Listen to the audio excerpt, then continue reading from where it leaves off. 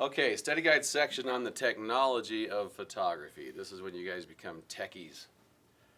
So you've heard of KB, MB, GB in computer talk, a kilobyte, a megabyte, a gigabyte, a terabyte. So it says here, number one, a kilobyte is 1,000 bytes. Some of you guys already knew that. But now we're doing camera talk, and we say, what do you call a 1 million pixel camera? That's a megapixel. So in this case, million means mega, mega million. They're the same thing. We don't say a million pixel, we say a megapixel. Number two, digital cameras capture an image, then store it on a... So there's a trick on this little, on this state test you're about to have. They say they store it on a photo card. There's no such thing as a photo card. They're just trying to trick you. It's a memory card. So a memory card, and then I say name 4 types of memory cards. It's useless trivia. You probably aren't going to use most of these memory cards anymore, but they are compact flash, extreme digital, secure digital, smart media, not photo card. And here's some examples of them here. That's a compact flash. That's an extreme digital. That must be smart media. Never used it. And that's just a regular SD card. That's what we have in ours. Ours are SD cards. So you got the abbreviations here. Abbreviate compact flash, extreme digital, secure digital, and then smart media. See, it even took me a second to think about these. I just call them SD cards. Well, that's because that's what we use. I wouldn't call that an SD card because that's a compact flash or a CF. Which camera is larger, a point and shoot camera or a DSLR camera? Right, a DSLR camera. Why? Because it has a lens, it has a mirror inside, probably has a bigger battery, so it's a bigger camera. A point and shoot camera, you go down and buy at Walmart. As a matter of fact, I say that next. Which one's more expensive, a point and shoot camera or a DSLR camera? You can get a point and shoot camera for about 50 bucks, and they're great because they're light and you can put them in your glove box or your backpack or whatever, no big deal. But the more expensive camera is the DSLR, about 500 bucks and up.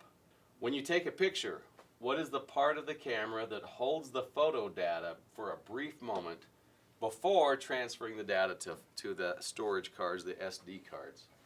All right, so let's talk about the mechanics, the technology.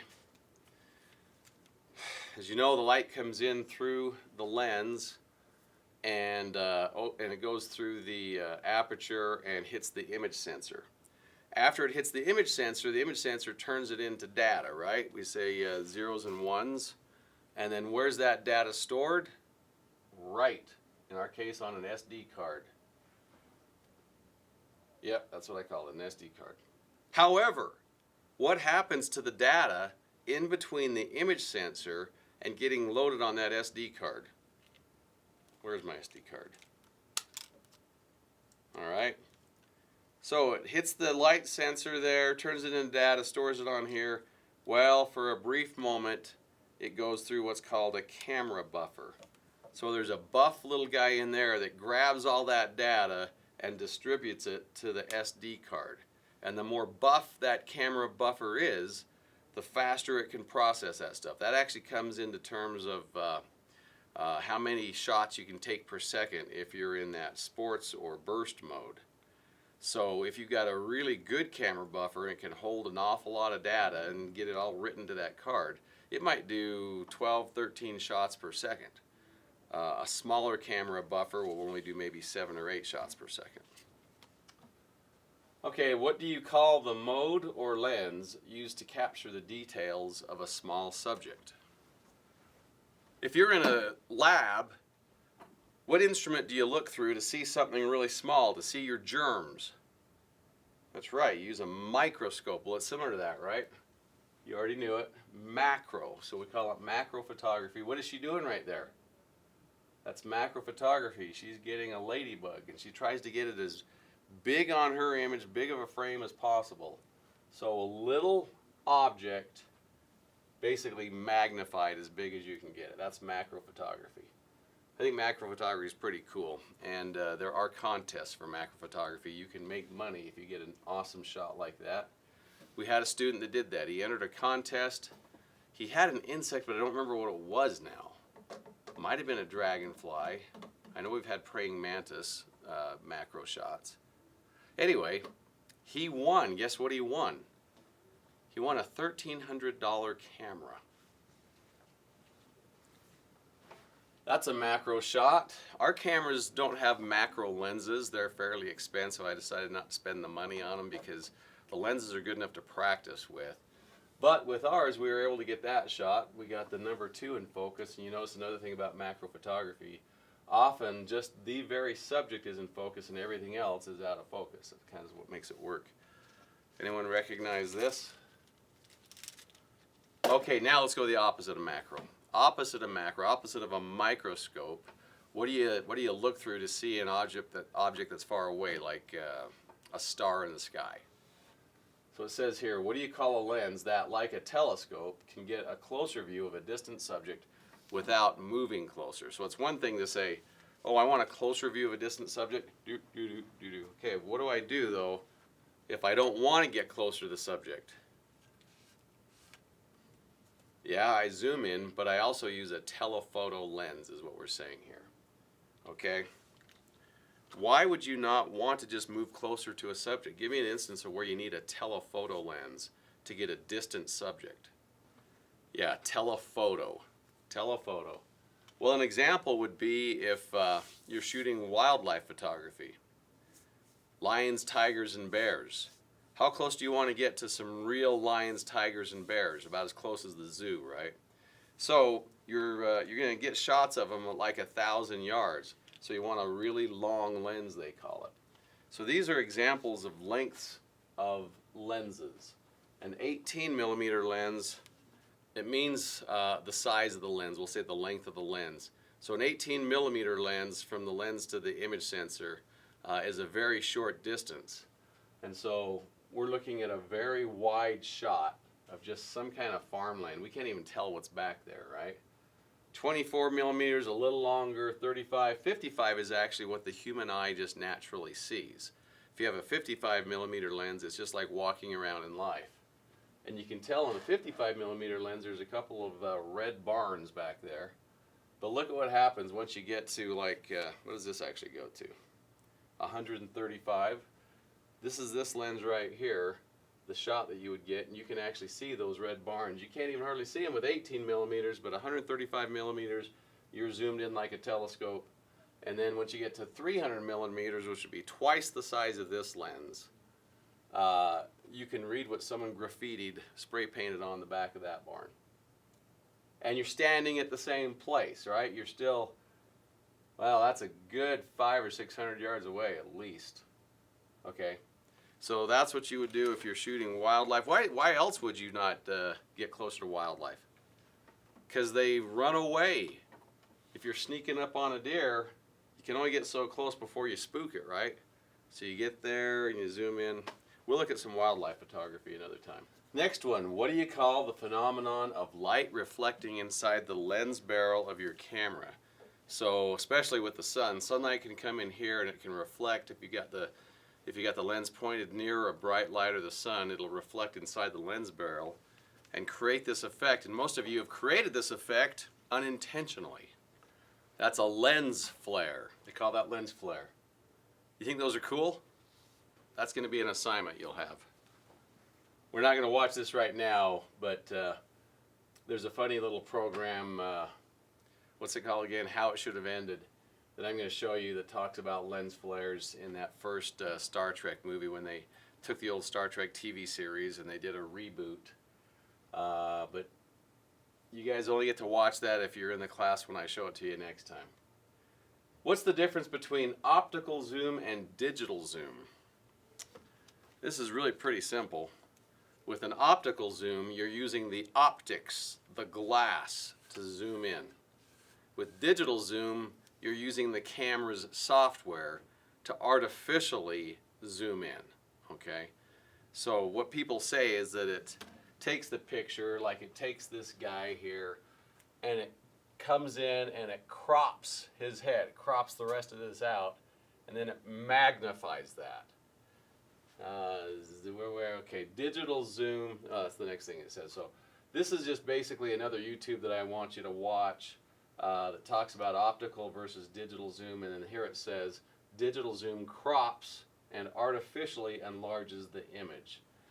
So if you can already guess by the way I'm talking about this, which one is better, using the actual optics, optical zoom, or digital zoom to artificially magnify it. Is that what I call it? Enlarge. Artificially enlarge or magnify the image.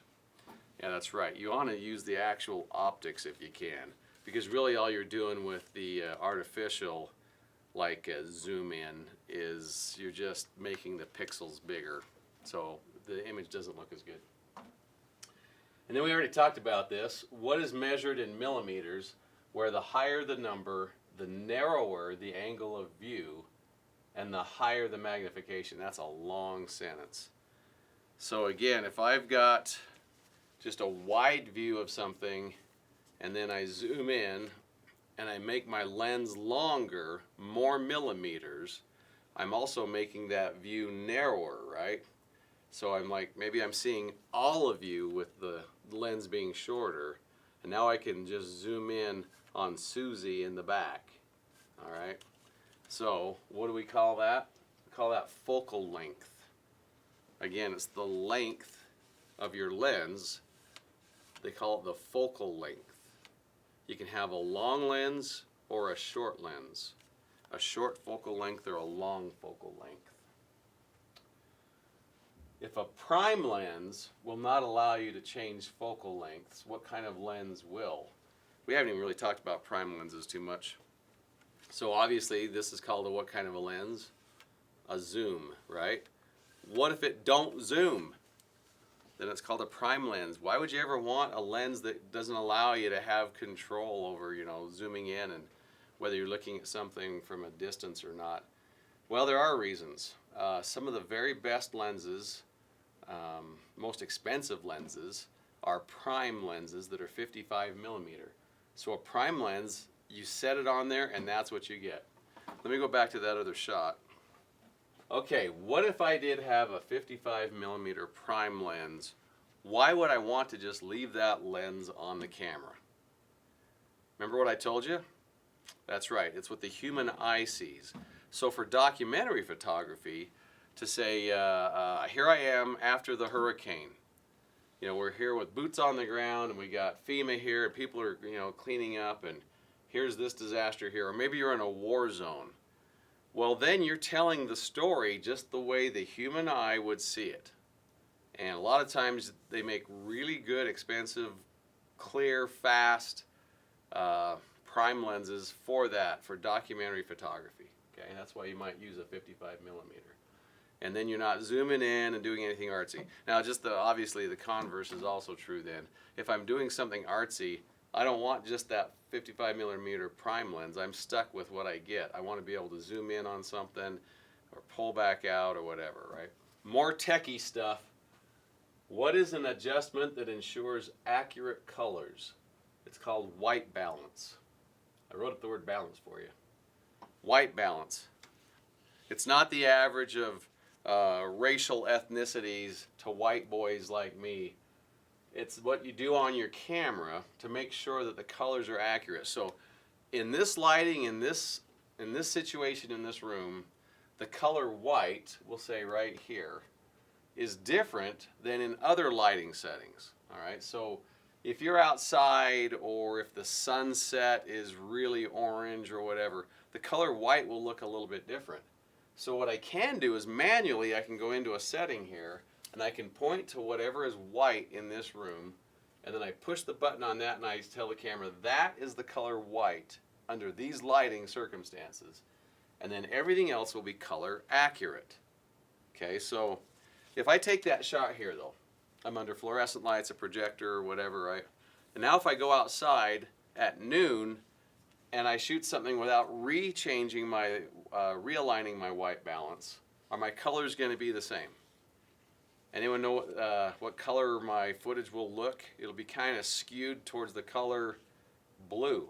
Everything will look a little bit bluish. And then the opposite is true if I set my white balance out there. And by the way, I mean, you should take something. If you're going to be serious about this, I should say, and I'll explain that in a second. Take a piece of white paper, have the subject like hold it up right there, get a shot in the lighting circumstances wherever you are. Set your white balance, and then the colors will be accurate. But if you didn't do that, your footage will look blue. If you do that out there, and then you come back inside and under regular fluorescent lighting and start shooting again, what color are you going to look at when you load those latest photos on your computer? That's right. If you know the color wheel, the opposite of blue is orange. So now all your footage will look orange. Okay, so why did I say if you care to be that professional of a photographer? Because our cameras do have, for almost all these settings I'm talking about here now, quite a few of them anyway, they have automatic settings. They have automatic white balance. All right, but if you want to manually do it and be serious, you can adjust your white balance. We already talked about 15. I stuck it up there again just as a reminder. When would you use the burst or continuous shooting mode to take rapid shots? Sporting events. What is the term for when the retina of the eye is reflected by the camera flash? Red eye. Looks like all of you students you got this morning, you've all got red eye. Get some sleep, would you? So cameras usually adjust for that. Have you ever seen an animal that has it? Yeah, it's interesting how cats at night, if you shine a flashlight on them, you automatically see that spooky, scary glow. They're really demon cats. Okay, this is a good trivia question. No one ever knows this. A connector on top of a camera for attaching things like digital flashes. Right here, what the heck do you call this little part right here that you can attach something to? Believe it or not, it's called a hot shoe. I have no idea where that term came from. Hot actually stands for electricity because it's usually something that has electricity to power, like a flash. You could also even put a microphone on there if you're going to use it for video. I've got a light that I'm going to put on there right now. All right, so I could take this light and it would blind you. It's too bright. There you go. Mounted that on the hot shoe. What is EXIF data? Sounds like you're going down a freeway, right? You're going to take an exit. So you don't know this, but when you take a photo with your digital camera, there's some data that's embedded in that photo. You can put it on your screen, open it up with your computer. Usually it's just a right click, a get information kind of a thing, properties. And you can find out all this stuff about that photo you took. You can tell here what the camera was, what lens they used, the focal length we just talked about, it was 35 millimeters. And you guys know this, fractions of a second. So the exposure settings were that this was a 1/125th shutter speed, right? f/16, you guys know that. That's the aperture size. The f-stop was f/16. And the ISO was 100. So that means that we didn't amp up the sensitivity of the image sensor at all. I'm doing this. That's next. We also had the aperture closed a little bit. And it's a fairly average, but not slow shutter speed. So can anyone guess? Do you think they shot that indoors in a dark cave? No, they probably had a lot of light. Wherever they were, it might have been outside in full sunlight, or they had a lot of good spotlights on something because they didn't amp up their ISO. f/16's a little bit stopped down, not a lot of light coming in there, and a fairly fast shutter speed. And that was their image size, pixels per inch, etc. That's EXIF data. So go and look at your photos on your computer and spy on yourself and see what your settings were and what your camera was. A lot of times it'll also say date and time. Sometimes they'll even do this. Anyone know what GPS is? You can also find out exactly where you were. So that's kind of cool too. I can say, I know exactly where you took that photo because I saw it on what kind of data? What do they call it? Your EXIF data. And the last one we already talked about a histogram. A graph of tones from dark to bright on the display of your camera. So it shows you this graph, and if the data is all over here, this is on the dark side, goes from dark to bright. That means you're underexposed. All the data is right here. This has got data that's a little more evenly distributed. That's why you got that image. You can see here the sky is blown out, and that's where all the data is. It's overexposed. We talked about wildlife. Getting this tiger here, the data, and sometimes your histogram data will also show it in colors like this, but it's really just where the data is. So it's in the middle, so it's a pretty good exposure here. Now it looks like one of those rare white tigers. Overexposed, the data's all to the right. And again, if it's all to the left, it's underexposed. And if that tiger's coming at you at night, you're in trouble. Okay, that's it for this section on the study guides, the technology.